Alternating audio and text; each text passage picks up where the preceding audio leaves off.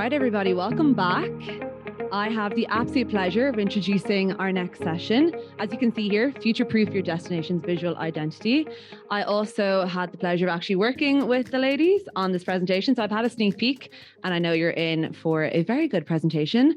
If we have time for the end, we'll try get some questions in. So if you have any questions, hold that thought. We'll try and get to it at the end. But yeah, without further ado, I would like to introduce Ashlie and Annie from Branson. Oh, yeah. All right. Well, hello, everybody. We're super excited to be here. This is our first time at C Conference. It's our first time in Canada, so a lot of firsts going on. So far, it's been great, but we're really excited today to talk to you about future-proofing your destination's visual identity.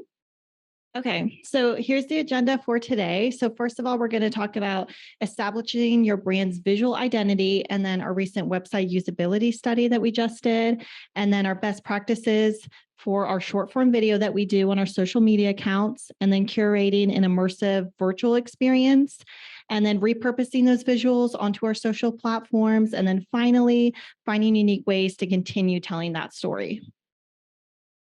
Okay, so the first piece, we've heard a lot about this today already, is figuring out the story, right? Establishing your brand's visual identity. It starts with, what's your story? So the first thing you want to do is you want to figure out what it is that you're trying to talk to people about. So we all know our destination. We know it's made up of a lot of smaller stories that kind of go into that overall theme, but figure out what is the specific thing you're talking about first. Then you want to establish where you're going to be speaking about this. Is this on your social platforms? Is this through email? Where really determines a lot about how you're going to do that. So the next piece then would be identifying who you're speaking with. All of our audiences are a little bit different. We have obviously our demographics, our key target markets, but each place that we're speaking to people, they may have some different preferences and tendencies.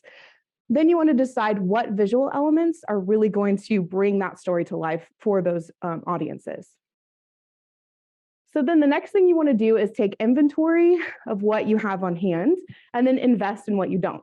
So the first place you want to look is your asset library. So do you have solid photos that are going to go along with the story you're trying to tell? Do you have videos that are going to really support what you're trying to have the visitor experience? And if not, make a list of what you need. And this could look like gathering those from partners in the community. We have a lot of partners we work with in Branson, and a lot of times they have assets of their own that they can share with us that we can use. If not, we can find someone that can get them for us, photographers, videographers, and of course, crowd riff. So UGC plays a huge piece in the stories that we tell at Branson. So once we've set all of that, we know what story we're telling, we know the visual assets we have on hand, and we know who we're speaking to. Where's the first place that people are going to encounter you? It's your website. So a little bit about explorebranson.com. In 2020, the world shut down, as we all know. And so we took the time we had on our hands to really dive into our website and figure out what could we do differently, and decided to rebuild it. It had been 6 years at that point. So it was definitely overdue. At the time, we realized that we needed better ease of use. We wanted to be able to navigate the site a lot easier, just a mobile optimization, total rehaul in that department, as well as just improving the overall user experience through our visual elements. And it launched in February of 2021.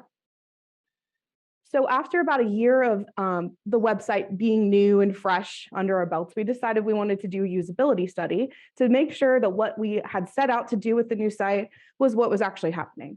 So we worked with destination analysts through our agency with Miles Partnership, and we developed a plan for the study. So the goals were to assess the appeal, to examine its functionality, make sure it was easy to use, to gather some feedback, overall feedback, and then to generate ideas on what we could still improve on.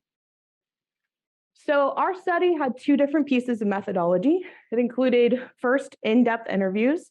So we actually grabbed 12 different people from key markets that were drive markets for Branson, and conducted 60-minute interviews that really went into depth about their experience with the website. The second piece was using heat mapping technology. So with this, they actually had a session where they monitored the movement of people's eyeballs on the screen to figure out which pieces of the site were the most engaging.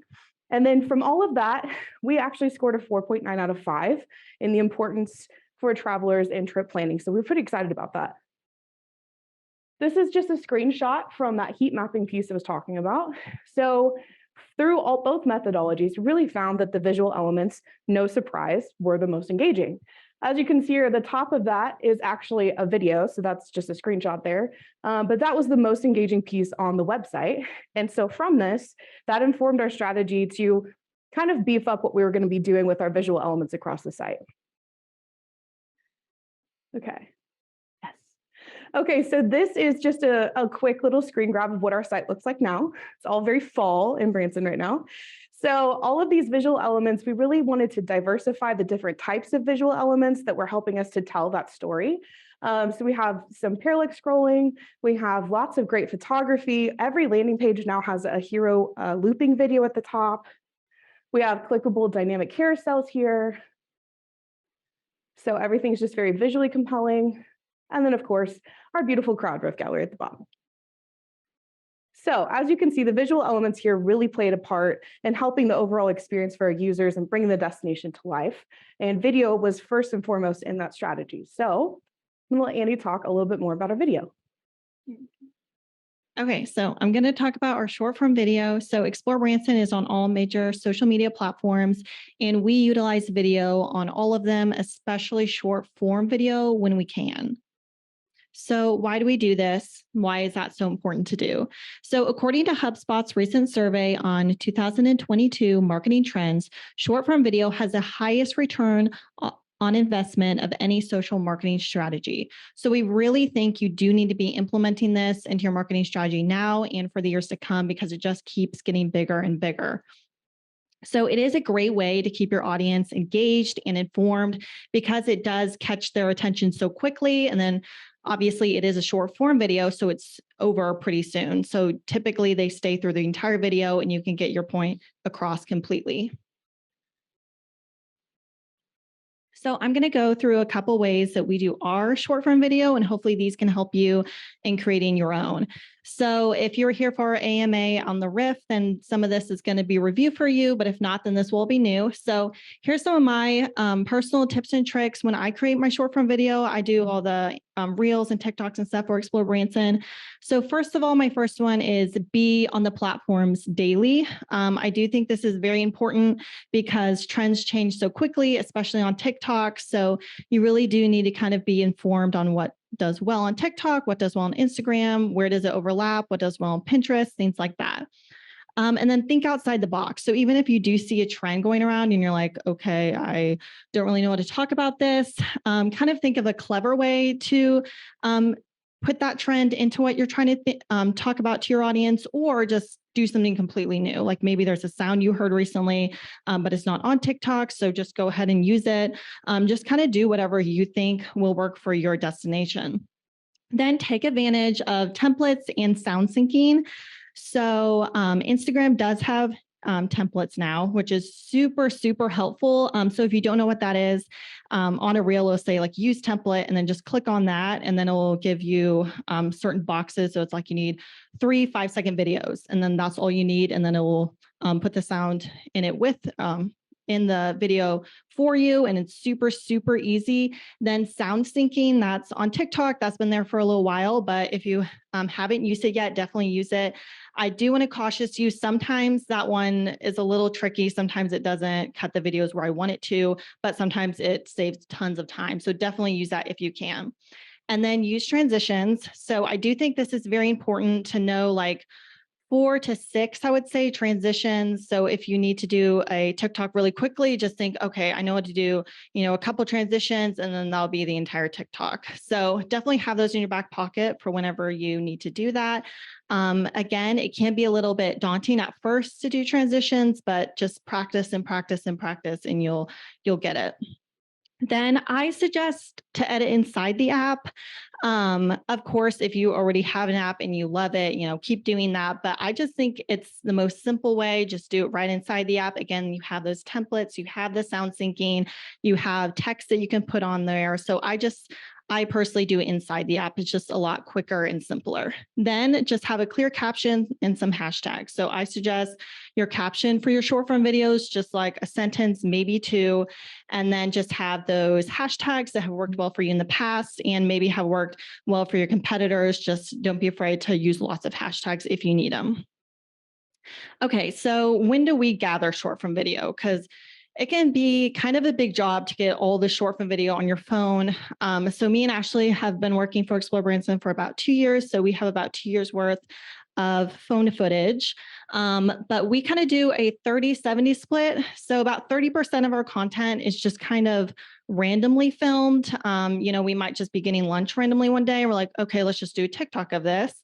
Or, an idea for you is maybe when you're flying back to your destination in the airport, just get some footage of you in the airport, and then you'll walk out and you'll be in your destination. So that's just kind of something random you can do.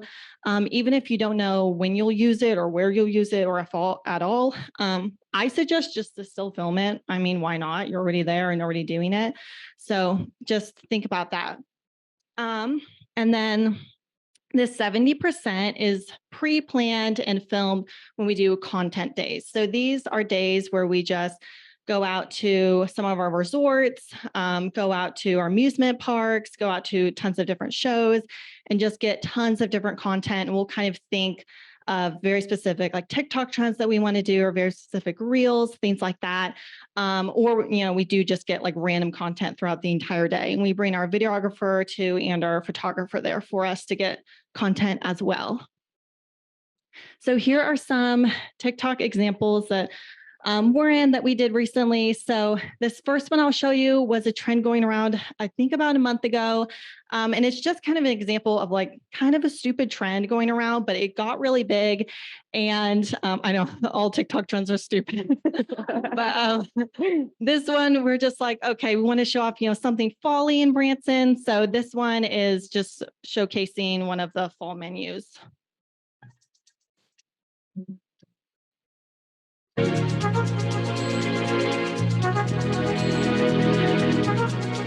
I'm gonna take my time. So again, it could just be something stupid and you'll see that and you'll be like, I don't know how to use that for like a business standpoint, but typically you usually can. Okay, so this next one is the corn sound. We had to do it, I know. But this one, we were having so much trouble thinking of something to do because we were like, okay, like we've seen a lot of destinations use it before, and like they did do a really good job. They like had a bunch of beautiful pictures of their destination, but at the time we're like, okay, we've already seen that so much. So we really wanted to think outside the box with this one, and this is what we came up with. Will work. Maybe not. A big lump of knobs, it has the juice, it has the juice. Can't imagine a more beautiful thing. So that one, it took us like 10 minutes to think of it and like a minute to film. And that one got, I think, like 13.3K or something like that. So, it's just like a couple minutes and it turns into, a decent video. So again, just kind of think outside the box of what to do differently with certain trends and things like that. And that one, we actually asked our CEO and different people to be in on it, and they're all for it. So it was really fun. And then this last one was one that we did on a content day. So we filmed a bunch of other TikToks and things like that. And this one was a little bit random. We're like, okay, let's just go out to Big Cedar and then just do like one lawn video, no cuts or anything. Yeah, we fancy like Applebee's on a date night. Got the Bourbon Street steak with the Oreo shake and some whipped cream on the top two. Two straws, one shack, girl, I got you. Bougie like Natty in the styrofoam. Squeak squeaking in the truck bed all the way. So again, that one took us like 30 seconds to film, and that one actually got 2.4 million views. So, just something super quick, random. Again, like TikTok especially, just throw a bunch of stuff out there and just see if it'll work, because like, why not, So anyways, that's what we do. Next one. Okay, that's what we do on our TikTok and Reels. We just really want to show visually what it will be like when you come to Branson. And another way we do this is through a virtual online tour. So not as fun as TikTok, but still a very important piece of telling your visual story. Virtual tour was something that we hadn't done prior to 2021, but we decided maybe it was time for us to take a look at that. So why a virtual tour? It's not new technology. Everyone has heard of them or experienced one at some point. But this slide here really shows you kind of some research that we gathered with our agency Miles Partnership and Destination Analyst.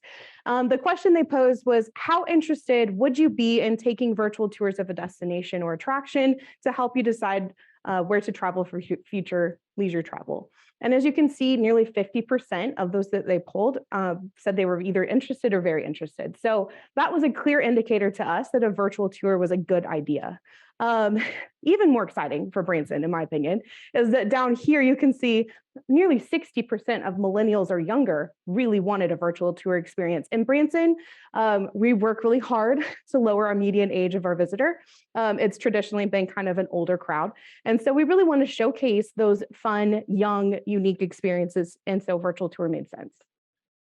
So once we decided we did want to do it, we looked for the right partner to help us make that happen. So we worked with Skynav Partnership, and they are just experts in the field of virtual tours.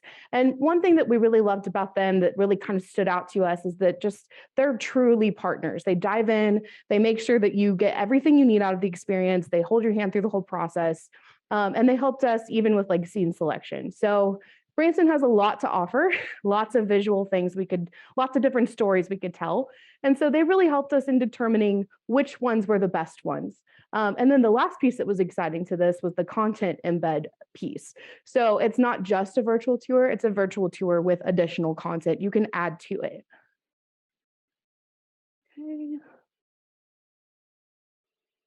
Okay. So this is just walking through what that actually looks like in real life. So that's one of our 3 lakes here. As you can see, really just did a great job of visually showcasing parts of the destination you may not have seen before. Very easy to move and navigate through the tour. Those were jump spots that are clicking off. And so when you click on them, it just kind of flawlessly goes from one scene to the next, which is a really great feature. We wanted to make it easy to use and still kind of have a wow factor. This is one of our golf courses. You can also use the menu on the side to click through to specific scenes that you're looking for.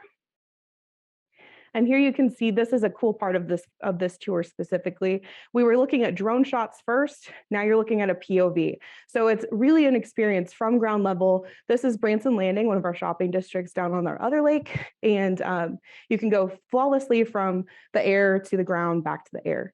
So that's what the virtual tour looks like online. And then this is the next piece that we were really excited about.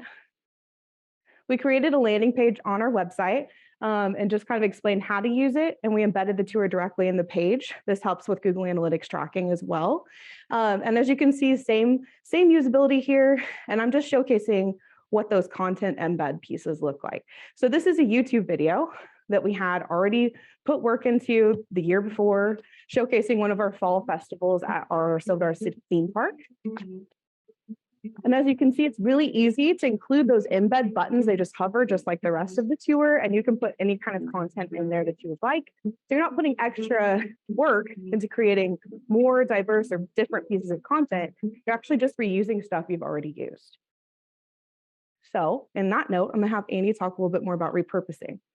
Okay, so we're big believers in repurposing our visual assets. So we believe a successful piece of content can be used in many different ways.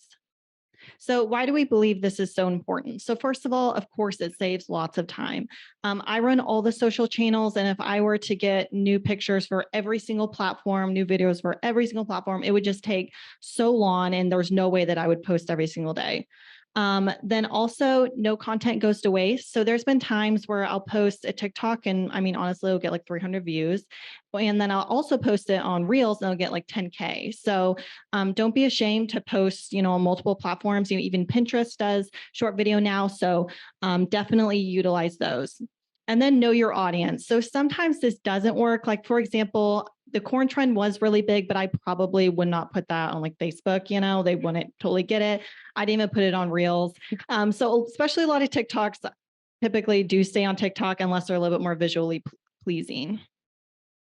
Another way that we love to repurpose our content is by putting videos into photos. So of course, we're big lovers of crowd riff. Lots of our Instagram page is crowd riff photos.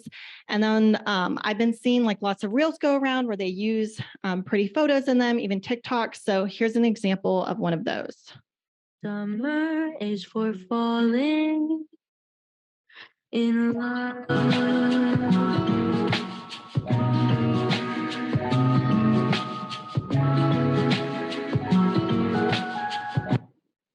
So that's just an example. And I think that one I use a template too. So you just pick a bunch of different photos, just throw them in there and put a sound to it. It's super easy. And they, especially on Instagram, they really, really do well. Okay, so now it kind of might seem a little bit overwhelming, getting all of this content, maybe all of your phone footage or phone storage is taken up already. And you're like, I don't want all of these random videos on my phone all the time. So what we do is we have a OneDrive folder. And whenever we go out, me and Ashlie and our videographer and photographer, we all have a folder. We'll make one and then we'll share it with the rest of us. And then we'll all put all of our content in there to share with everyone, and then we can delete it off of our phone so it's not just stuck. So this is kind of what ours looks like. We have tons and tons of folders now. But it's super, super helpful to have something like that, especially if you're not just, maybe if you're a team of one, you might not need this, but if you have any more people, it's super, super useful. Also, it's a great way to get inspiration. Sometimes I'll see a trend going around and I'm like, okay, I definitely want to be a part of that trend, but I don't know like what to do with it. So then I'll kind of look through that folder and think, okay, oh, I remember that we did this video now and I'll add that. So here's an example of that.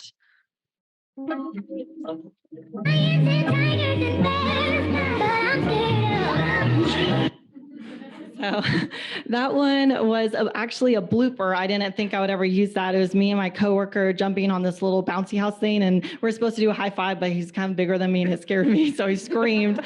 And I was going to maybe delete it, but we're like, no, let's just throw it in the folder. So that's a good example of also don't delete any of your footage, especially I think for TikTok, it's a lot more of a funny platform. You can kind of get away with more. So definitely you might want to be utilizing those bloopers on TikTok, even Reels and things like that. So now I'll hand it over to Ashlie on how we continue telling that story. Okay, so we've talked about a lot so far already. We talked about our website, we talked about social, we've seen some really great, funny TikToks, but really the whole point of this, future-proofing your visual identity, means not being afraid to try something new.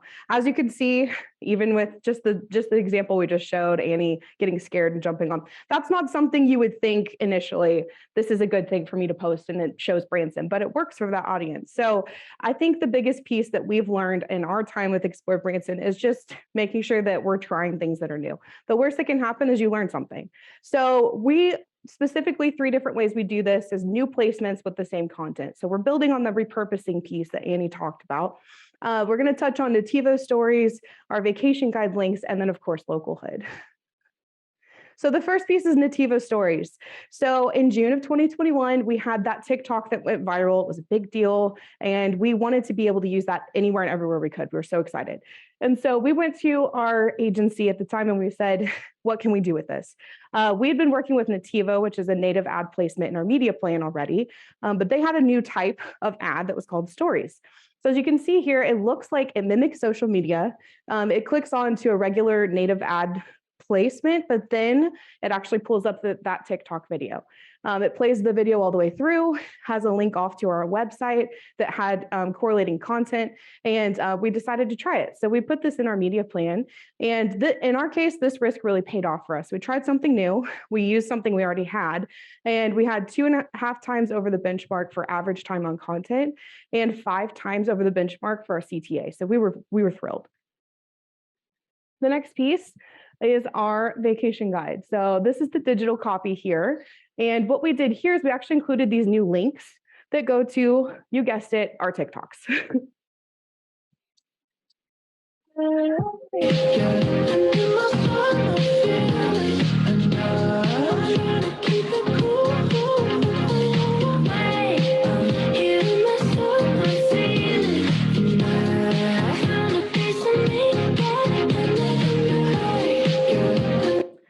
you can see there that that's an example of just kind of repurposing again. So we have always had a vacation guide. We've had a digital copy for a few years now. That's not new. But what we did this year was really trying to kind of continue telling that story and, amplifying an article that was in there with a TikTok that matched it. And we did this for 4 or 5 of our different stories, which really just showed a lot more engagement on those guide pages as well as on our social media platforms.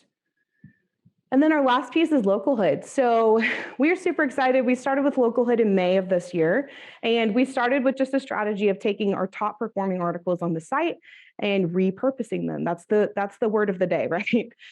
So we took those articles and we took assets that we had on hand, whether we had photos or videos, we turned them into stories, and we began to share those on our Instagram stories, across our website. And then we saw really great impressions from Google. And can anyone guess when we embedded it on the website?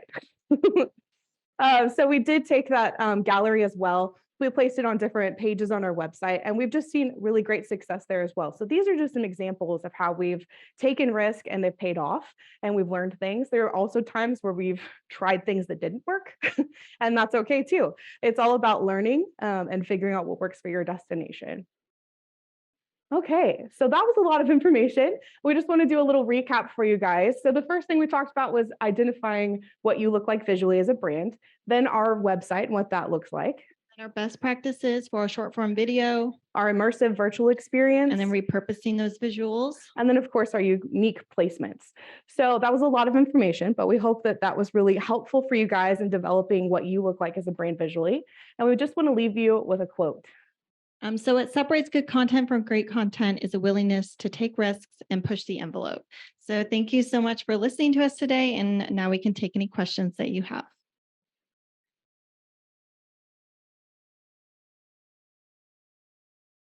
All right, is there any questions?